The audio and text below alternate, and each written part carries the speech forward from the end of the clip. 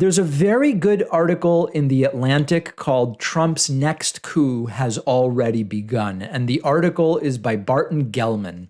And Barton's main argument is that January 6th was essentially practice. It was a dry run of new techniques and tactics to subvert an election.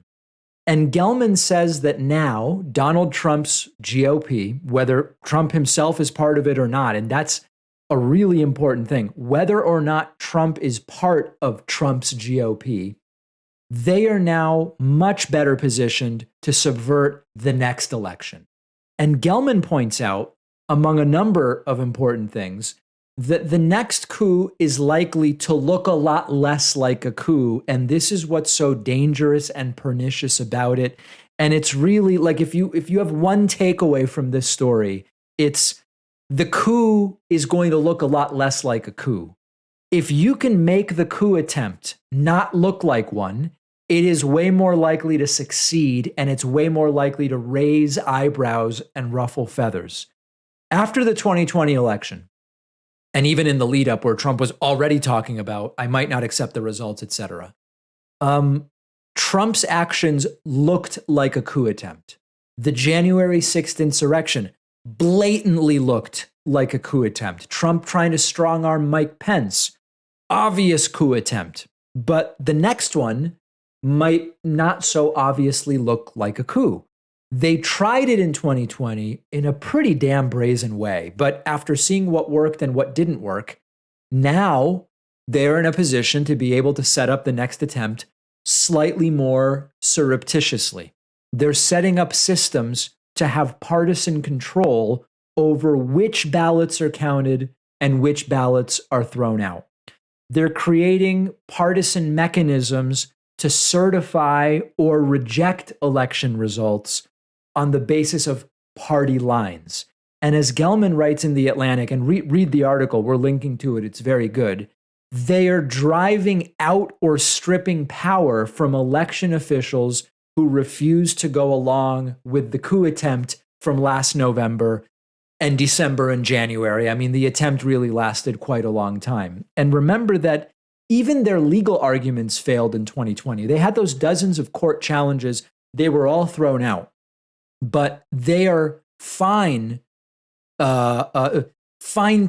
or calibrating, I guess we could say, the legal aspects as well to have a better shot if next time they use slightly less crazy legal arguments and they have slightly more right-leaning judges that get to decide, maybe they actually get something done. So that's the behind the scenes. Now, the plain view piece is an important part because it's not just what you do behind the scenes, it's what's the public attitude to what you're doing. They are continuing to hammer publicly on people with the results can't be trusted, anybody might have won, the results aren't secure, the claims of fraud are generally true.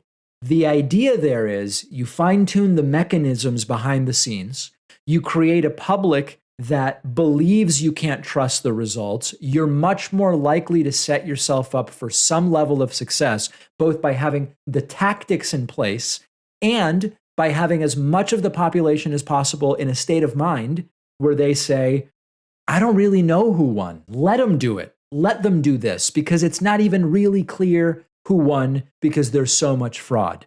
You create a public more willing to accept a reversal on the basis of supposed fraud. And meanwhile, you work the systems that will actually allow you to do it, hoping enough people look the other way. And this is why I continue to insist.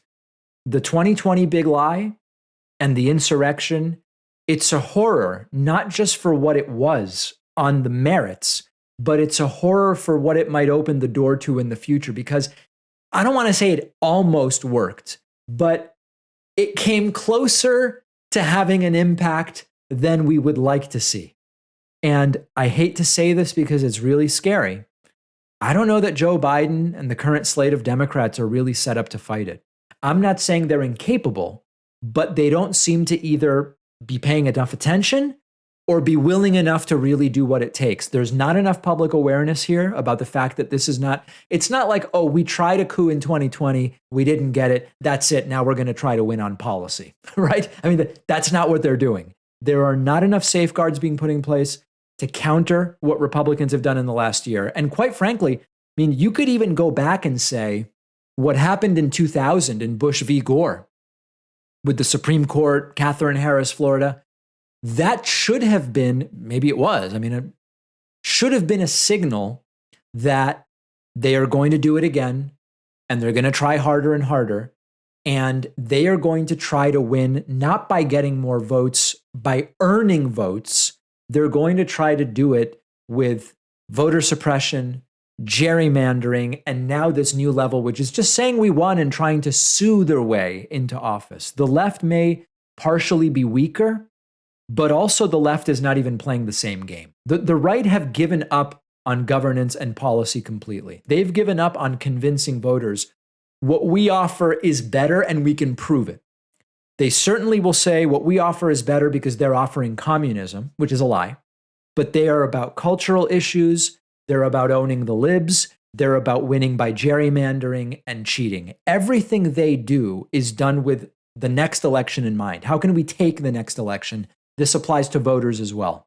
During Bush and Obama, Republicans would say, using the military is good. You're alpha if you want to send the military here and there. And Bush was good because he did it, and Obama's bad because he's not doing it. Under Trump, it then became, well, now war is bad. War is bad. Hillary will get us into wars. Vote Trump because war is now bad. Under Biden, getting out of Afghanistan goes back to being bad. Trump would have done it better. He would have done it later or earlier or differently better. This is the asymmetry problem that I've pointed out, that they are operating in a completely different way, and it's going to be even more noticeable going forward. One of our sponsors is Athletic Greens, which makes comprehensive daily nutrition really simple. People are busy. We're not always getting effective, balanced nutrition from the food we eat. We sometimes are combining all sorts of different vitamins, supplements, different things that may be relevant to us. AG1 by Athletic Greens is a delicious drink that just simplifies the entire thing. It's one product. You get all of the things you need, 75 vitamins, minerals, and whole food sourced ingredients.